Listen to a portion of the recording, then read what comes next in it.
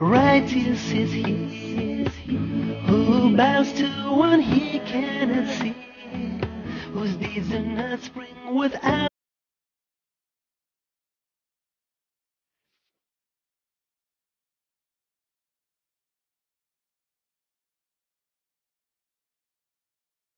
Assalamualaikum warahmatullahi wabarakatuh.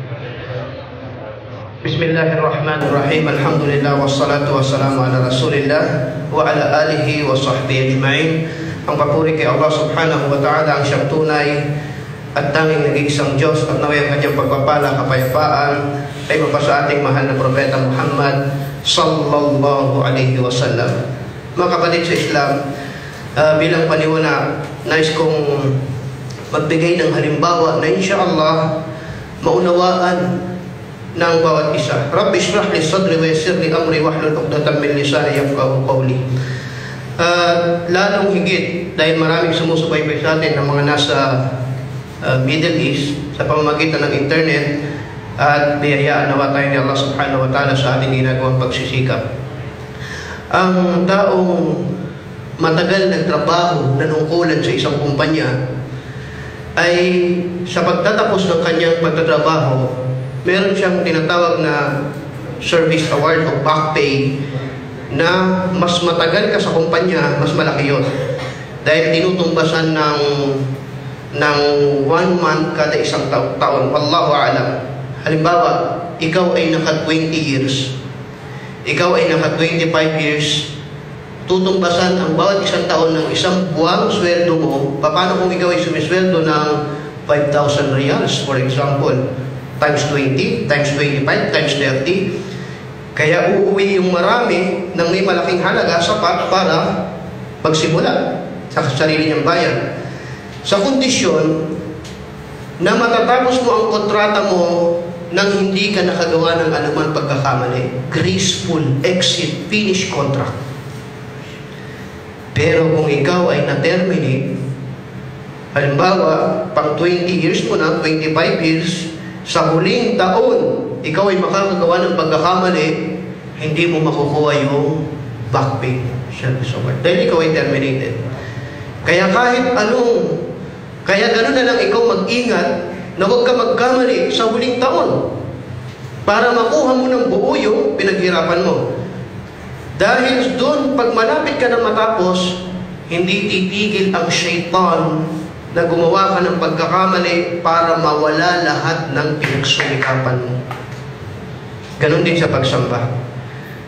Marami ka ng ginawang ibada, sala, zakat, fasting, at pagkatapos, konti na lang ang natitira, ikaw ay bubulungan ng syaitan, makagawa ng pagkakamali na dahilan para mawala lahat ng pinagsiwikapan mo.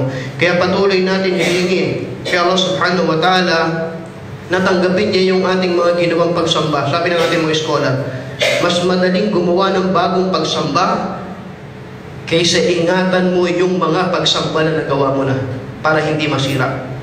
Maraming dahilan para masira yun. Yun lang, ikaw ay manlibak ng tao, manira ng kapwa-kapatid mo, magiging dahilan yun para yung siniraan mo, yung inargabyado mo sa araw ng paghukom, kukunin niya yung ginawa mo, yung sala mo, yung fasting mo, yung zakat mo, kukunin niya bilang kabayaran ng pagkaagabyado mo sa akin. So subhanallah, naway maging aral ito sa atin. Mga kapatid sa Islam, 13 years pagkatapos ng Iqra bismi rabbikal ladzi khalaq, pagkatapos ng ipababa ni Allah subhanahu wa ta'ala ang unang ayat, pagkatapos siyang gawin ni Allah subhanahu wa ta'ala na kanyang sugo, ay naganap ang Bay'atul Aqabatul Thaniya, yung kasunduan sa Aqaba, na nandun si Al-Abbas na angel ng Rasulullah sallallahu alaihi wasallam, kinausap ang 72 na kabataan na galing sa Madina, po proteksyonan niyo ibigay si Muhammad na katulad ng inyong pamilya. At sila ay nagsabing, oo, siya ay aming aalagaan o proteksyonan. At naghijra ang karamihan sa mga Muslim. Naghijra, ibig sabihin, umalis ng Makkah at nagtungo dun sa kanilang bagong bayan. Hindi naging madali. Palihim, pa isa-isa, lalo sa usapin na may kinalaman sa kayamanan. Marami sa kanila, alam natin, may mga kaya sa buhay, mayayaman, walang nadala kahit singgo. Bakit? Kukunin ng Quraysh, meron silang pag-iisip, dito yung perang yan, dito dapat gastusin yan, hindi niya pwedeng dalhin. So kinakamkam sa kanila yung kanilang kayamanan. Kaya palihim, merong paisa-isa, patago, at kanya-kanyang punta ng hijrah sa Madina. May naiulat, maliban kay Umar ibn al-Khattab radiyallahu anhu, na siya daw ay nag-hijrah at pumunta sa palengke at sinabi niya, nag-announce pa siya, sino gusto maulila ang kanyang anak at mabiyuda ang kanyang asawa, tigilan niya ako, pupunta na ako sa Madina. Magtuos kami. Pero sabi ng mga eskola, ng mga muhaddithin, yun ay mahina at hindi katiwa-tiwalang ulat. Wallahu alam. Nag-aaral tayo ng sira, kapagkat iba yung hadis at iba yung sira na kinuwento siya bilang istorya at iba yung detalye. Siya na magkaroon tayo ng pagkakataon na pag-aralan yon. Ang ilan sa mga sira ay binabanggit bilang kwento, pero ang pinakamainam na tama para hindi tayo magkamali yung pagbabanggit ng detalye sa sira ng Rasulullah sallallahu alaihi wasallam. At ito ang tama. Si Umar ibn al-Khattab radiyallahu anhu ay may dalawa pang kaibigan na ma-influensya rin sa Makkah mula rin sa matataas na pamilya. Sila si Ayyash bin Abi Rabi'ah at si Hisham ibn al-As. Silang tatlo ay nagplano, mag-hijra na tayo. Punta na tayo Madina. Magkita tayo sa gantong lugar, sa gantong araw, sa gantong oras, magdala tayo ng baon, at magtungo tayo sa Madina. Sa usapan nila, dumating agad si Umar ibn al-Khattab radiyallahu anhu.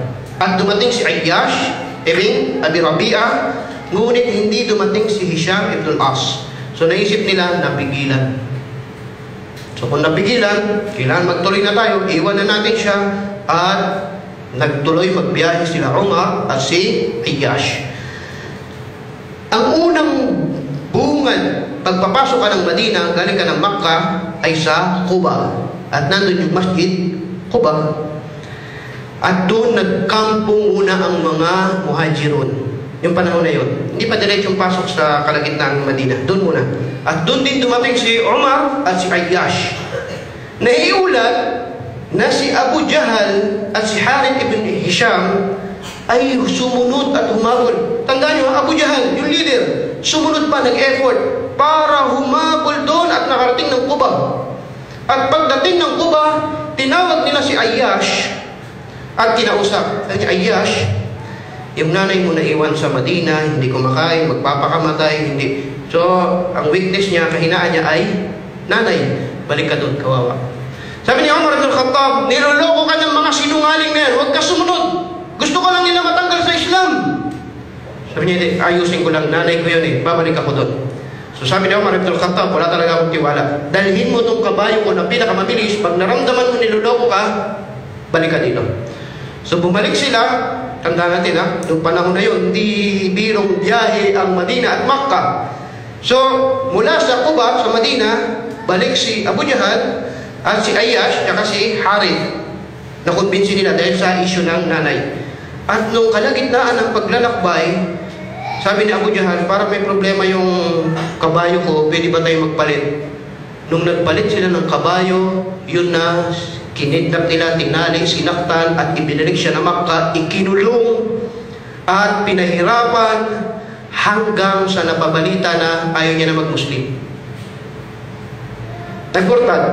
Ayaw mo na mag-Muslim, bakit? Wala, sobrang pahirap nitong ginagawa nila. At pati yung isa na kasama nila, si Hisham ibn al-As, ay napabalita na rin sa mga Muslim na karating sa Madina na hindi nila sila Muslim. Yun sanang dalawang kaibigan ni Umar ibn al-Khattab na kasama niya mag-hijrah, ngayon hindi na Muslim. Nagtagumpay sila. Ganun kahirap yung hijrah. Kukuhain ka nila pabalik. Huwag kayo dyan. Isang araw, pagkalipas ng ilang mga panahon, may ibinabang aya si Allah subhanahu wa ta'ala. Sinabi ni Allah, أعوذ بالله من الشيطان الرجيم قل يا عبادي الذين أسرفوا على أنفسهم لا تقنطوا من رحمة الله إن الله يغفر الذنوب جميعا. O kayong mga alipin ko, alipin ni Allah subhanahu wa ta'ala, na asrafu, sinayang yung kanilang, literally sinayang yung kanilang mga sarili.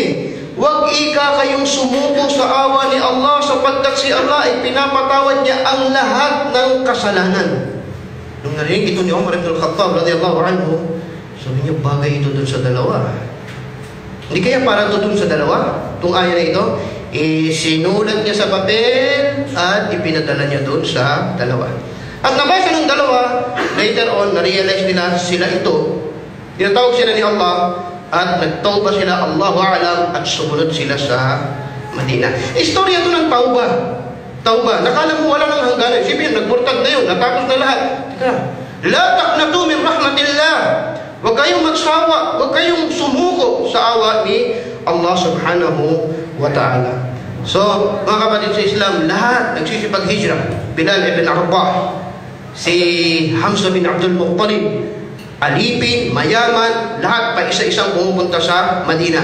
Maliban sa isang aalis na, ang sabi ng Rasulullah sallallahu alaihi wasallam, huwag kang magmadali.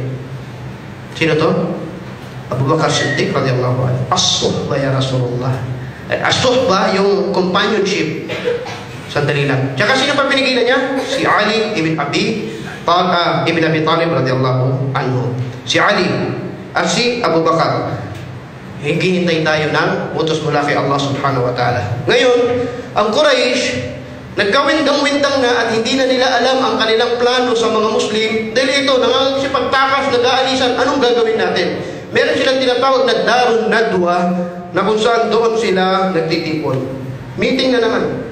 Nag-meeting, anong gagawin natin ngayon? Ang sabi ng isa, kidnapin natin si Muhammad, itago, tapos.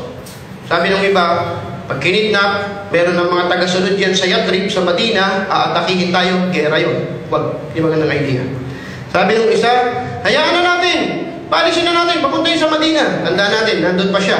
Ang mga Muslim ay nagsipag-hijra na naiwan ng Rasulullah sallallahu alaihi wasallam. Hayaan na natin siya umalis. Wag, pag pinahayaan mo umalis, lalakas yan doon. Pag malakas na sila, may sundalo, hidigmay tayo. Wag. Number 3, patayin. Patayin si Muhammad. Ang sabi ng iba, yan sana ang pinakamaganda, kaya lang mahirap. Ang tribo nila noon ay may kultura, may tradisyon, na pag may pinatay ka sa tribo namin, sisingilin ka namin dahil pinagkakakitaan namin. Blood money. Lalo kung yung pinatay mo na yun ay mataas na tao, may sinabi sa lipunan. Si Muhammad ay nabibilang sa Banu Abdi Manaf. Yung mga Abdi Manaf, pag nalaman pinatay natin si Muhammad, sisingilin tayo. Perang malaki. Tradisyon nila tingnan nyo kung anong sumasaklaw sa kanilang patakaran o batas. Napakaganda kung papatayin natin si Muhammad pero sa matalinong paraan. Anong matalinong paraan? Para hindi makaganti ang Abdu Manaf, kasi kung ang pumatay lang sa kanya, halimbawa Banu Hashim, didigmain niya ang Banu Hashim. Ang gawin natin, bawat clan, bawat tribo ay magbigay ng isang, gamamit na tayong bagong terminology, hitman o killer, para lahat ay suspect sa pagpatay. Kung gaganti na ang Banu Manaf, gagantihan niya lahat. Wala siyang sisisihin. Hindi ito away ng dalawang tribo lang. Hindi. Lahat laban sa Abdu Manaf. Tama. Kaya niya pa lang magtulong-tulong. Yan ang gagawin natin. So lahat sila, at kung sakaling mapatay si Muhammad, magbabayad tayo ng blood money, pagkakatian natin, konti lang yun. Hindi masyado malaking problema dahil lahat tayo suspect. Okay. So subhanallah, lahat sila nagpadala ng kanya-kanyang hitman para patayin ang Rasulullah sallallahu alaihi wasallam. Ngayon, nung sinabihan ng Propeta Muhammad sallallahu alaihi wasallam, Abu Bakar, as-suhba, huwag masyadong magmadali, hintayin natin yung permiso kay Allah. Nang marinig ito ni Abu Bakar, bilang advanced planning o thinking, nag-ready na siya ng 2 pinakamabilis na kamelyo para sa Rasulullah sallallahu alaihi wasallam at sa kanya. Dumating ang araw na yun, tanghali. At alam natin, ang mga nakatira sa disyerto hindi nalabas ng tanghali. Maski ngayon, sarado lahat doon pag tanghali. So tanghali, lumabas ang Rasulullah sallallahu alaihi wasallam, nakasuot ng madamit na makapal, nakatalukbong. Sino nyo, tanghali, hindi nalabas ang tao. Bakit? Sobrang init. Sobrang init. At kumatok siya sa bahay ni Aisha radhiyallahu, ni Abu Bakar radhiyallahu anhu, at ang nagbukas si Aisha. Sinasabi na mag-asawa na sila pero hindi pa sama. Kasi kinasal ang Propeta Muhammad sallallahu alaihi wasallam nang sila ay nasa Makkah pa, pero sila ay nagsama sa Madina na. Hindi na natin nadadaanan yung mga detalye na yun. Ang sabi ng Rasulullah sallallahu alaihi wasallam, kung may ibang tao dito, ya Abu Bakar, ay maari sanang palabasin mo muna. Sabi ni Abu Bakar radiyallahu anhu, ya Rasulullah, ang lahat ng nandito ay pamilya ko lang. Pamilya ko lang. Kung ganon, ang sabi ng Rasulullah sallallahu alaihi wasallam, may pahintulot na. Aalis na tayo. Pupunta na tayo sa Madina para maghijra. As-suhbah, ikaw ang makakasama ko, ya Abu Bakar. Wallahi, umiiyak si Abu Bakar. Dahil gustong-gusto niya na siya yung mapili ng Rasulullah sallallahu alaihi wasallam na makasama niya para magprotekta. At sinabi niya yung plano. Sinabi sa akin ni Jibril na papatayin nila ako, may plano silang gumawa ng kasamaan sa atin, pero magkakaroon tayo ng plano. Dadaan tayo sa isang kuweba sa labas na bahagi ng Makkah, doon tayo mananatili ng 3 araw para akala nila ay wala na tayo o malito sila kung saan man nila tayo hahanapin. Strategy. At meron silang binayarang guide, hindi Muslim, ang pangalan ay Abdullah bin Uraik. Hindi nila ito masyado binigyan ng detalye. Sabi lang nila, i-guide mo kami. After 3 days, sunduin mo kami sa kuwebang ito, dalhin mo itong 2 mabilis na kabilyo. Okay. Ano lang, trabaho lang, walang personalan, non-Muslim. So ganun ang nangyari, yun ang kanilang plano. Dumating yung araw na yun. Ang sabi ng Rasulullah sallallahu alaihi wasallam, kaya pinaiwan niya si Ali, Ali, diyan ka matulog sa kama ko. Sa kama sa bahay ng Rasulullah sallallahu alaihi wasallam. At pangalawang dahilan bakit naiwan si Ali, dahil sa amana. Tingnan niyo to, malaking aral. Ang Rasulullah sallallahu alaihi wasallam, kahit galit yung Quraysh sa kanya, pinagtitiwalaan siya sa maraming gamit o ari-arian. Amana. Dahil al-amin, di ba? Nabansagan siyang pagkakatiwalaan. So lahat ng mga pinagkatiwala sa kanyang gamit, ipiniling niya kay Ali, mahuli ka dito, dahil isusuli mo lahat niyan sa pagmamayari. Dahil kung umalis ang Propeta Muhammad sallallahu alaihi wasallam nang hindi sinuli yung gamit, magdududod sila sa pagiging propeta niya. Di ba? Magdududa. Ano to? Tinangay yung gamit natin? Pero hindi. Ali, ano to? Lahat yan isuli mo. At si Abu Bakar radiyallahu anhu, binilinan niya ang 2 anak niya. Si Asma, yung babae, magdala ka sa amin ng pagkain 3 days sa kuweba. Si Abdullah, yung lalaki, tuwing umaga, umikot-ikot ka sa palengke, sumagap ka ng balita at sasabihin mo sa amin kung ano ang nangyayari sa labas. At ganoon nga ang nangyari. Dumating yung gabi na yon. Ang Rasulullah sallallahu alaihi wasallam ay pinalibutan ang kanyang bahay ng mga kilir na ito na hinayar ng mga iba't ibang tribo ng Quraysh. At pinatulog niya si Ali bin Abi Talib, yung kamatulog, suot mo yung damit ko, parang ako ikaw. Para pagkamalan na siya. At dumating ang gabi na yon, lumabas ang Rasulullah sallallahu alaihi wasallam, binabasa niya ang ayah sa surat Yasin. Sinabi ng Allah subhanahu wa ta'ala, وَجَعَلْنَا مِنْ بَيْنِ أَيْدِيهِمْ سَدًّا وَمِنْ خَلْفِهِمْ سَدًّا فَأَغْشَيْنَاهُمْ فَهُمْ لَا يُبْصِرُونَ. At kami ay naglagay ng sadda sa kanilang pagitan ng kanilang kamay, sa harap, sa likod, at binalutan namin sila upang sila ay hindi makakita. Ang tafsir, surat Yasin. Ang tafsir, paglabas ng Rasulullah sallallahu alaihi wasallam sa bahay, dumampot siya ng buhangin o alikabok at nilagyan niya sa harap nila, sa mata nila ng mga alikabok. At pagkatapos nun, kinuskus nila yung kanilang mga mata sabay-sabay at dumaan ang Rasulullah sallallahu alaihi wasallam sa harap nila. Subhanallah. Kasi pag kinuskus mo na yung mata mo, hindi mo masasabi kung kumukuskus din ang mata yung nasa harap mo. So lahat sila kumukuskus doon at wala talagang nakakakita sa Rasulullah sallallahu alaihi wasallam. At nagkita si Abu Bakar at ang Propeta Muhammad sallallahu alaihi wasallam, pinagsasabing nagkita sila sa bahay at sabay pumunta sa kuweba. Pinagsasabi na sila ay nagkita na sa kuweba. Paglabas ni Ali radiyallahu anhu, ito na yung mga killer at nakita nila, bakit ikaw? Asan si Muhammad? So hindi nila alam, nagulat sila. Si Ali yung lumabas, nakaparehong damit ng Rasulullah sallallahu alaihi wasallam na natutulog sa kama niya sallallahu alaihi wasallam. Dito na halos nasira ang ulo ng mga Quraysh. Nag-announce sila, si Muhammad na wala na.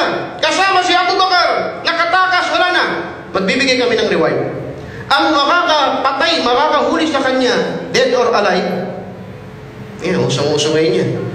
Dead or alive, merong 100 na camel na pabuya.